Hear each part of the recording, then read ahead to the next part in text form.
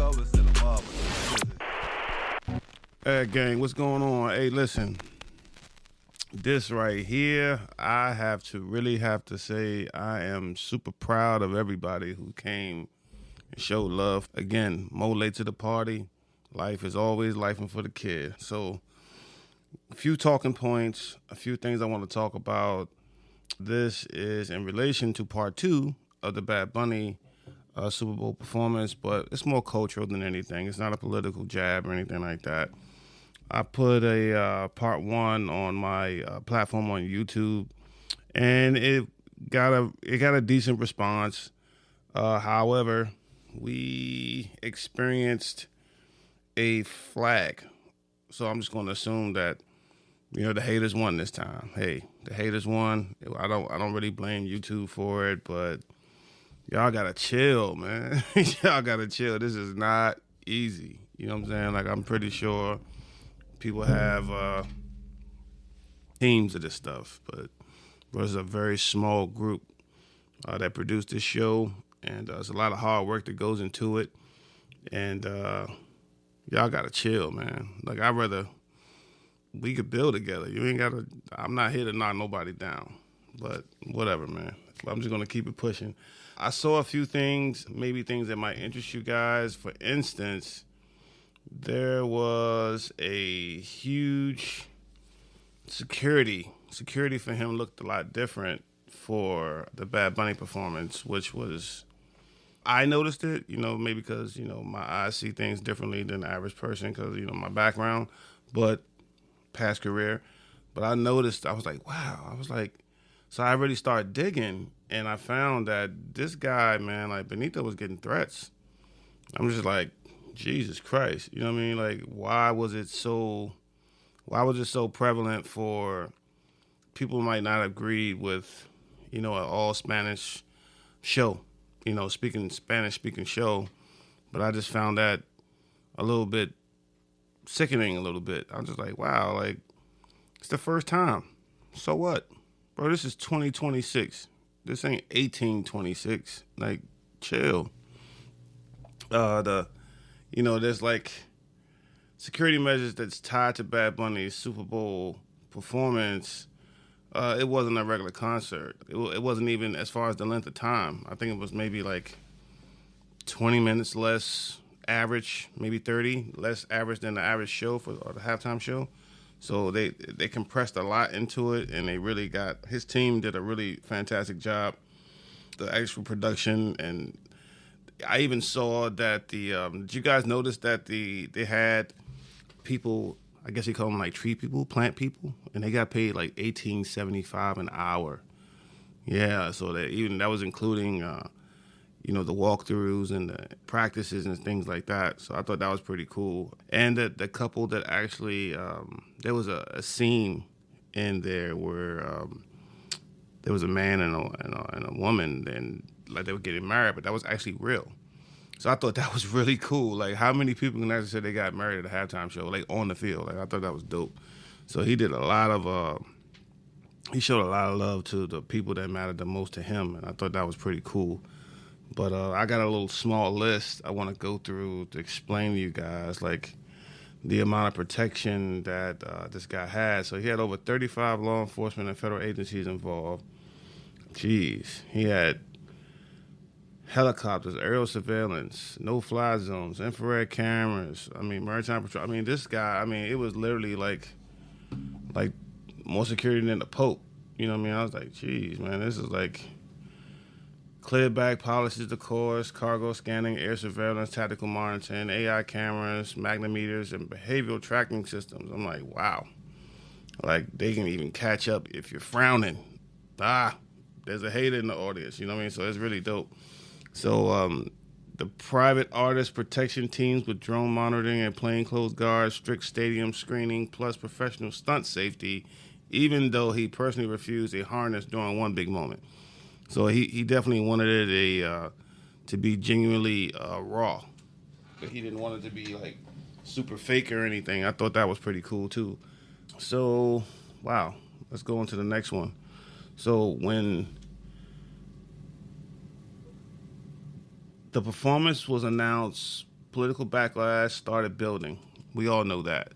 So I find the NFL's decision to put a Spanish-speaking artist at the halftime show, it was very new to it, and I thought that was pretty forward thinking. You know, because think about it. As dominant as the English speaking language is, it's not the only language.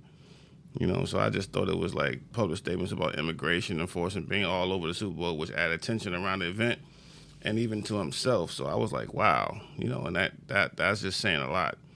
Rumors floating online about death threats and safety concerns, Bad Bunny's outspoken comments on immigration issues and cultural politics. Those fears sparked viral speculation that he might be wearing a bulletproof vest during the halftime show, which I wouldn't doubt.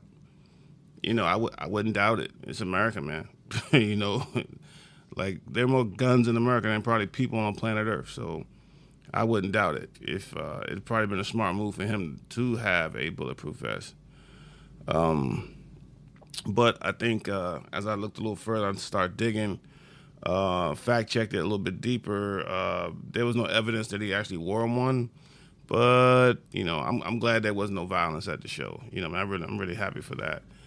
Also, there was the climate around the performance and the security was extremely tight. So I guess having federal level protection. I guess he also had people in the performance in plain clothes that was actually security, so they can actually be closer to him just in case anything went wrong. Yeah, and I guess, well, I don't guess. I mean, we all saw it. Those that did see it and didn't have an opinion, just wanted to enjoy being entertained. I saw that there were certain individuals close to him that prevented any mishaps from happening, which also was a massive coordinated security presence to protect the performance. So I just thought that was awesome as well. Again, kudos to them and kudos to him for having a flawless show where no incidents happen, because we got enough of that stuff in society. We got enough of that stuff going on, and kids don't need to see that. You know what I mean? Like, seriously. No matter what your opinion might be of a person, have an opinion.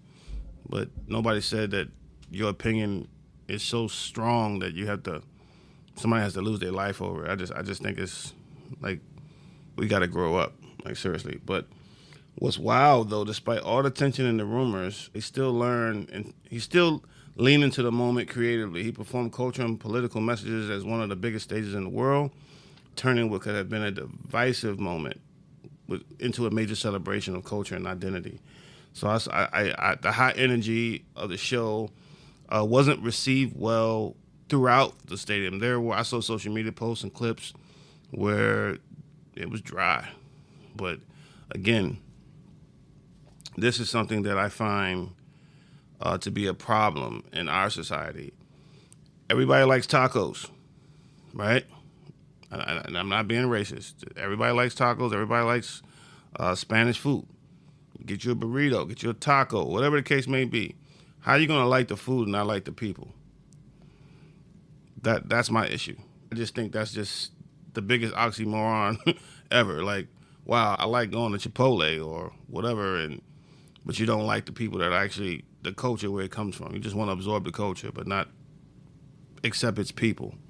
I just find that culturally backwards, if you ask me. If you're listening, it's the Ad Weekly Podcast. I had an entire spill on this. I wanted to give you guys just a taste of what to expect. I also found that the YouTube guidelines do not allow a lot of political jargon, so I have to be careful with that. But on this part of the show, I can be a little bit more in-depth, and you guys can actually fact-check it with me, because I think this was a necessary, it's not necessary evil, but I think it was necessary for our culture, period. You know, we have to be willing to accept what's going on, and in order to do that, be accepting of embracing culture more than picking and choosing what you like about that culture. So, yeah, this is the Ad Weekly Podcast, guys. I will see you next week. Listen, we on Hump Days and Saturdays, man, 6 p.m. after. So if you like our show, drop us a comment. We're here on Apple Podcasts, Spotify, iHeartRadio, And check me out at www.addwtvr.com. We have some cool things there. I got a giveaway coming up soon. Things are moving along in the right direction. I really appreciate your time, guys. It's the Ad Weekly Podcast. Peace.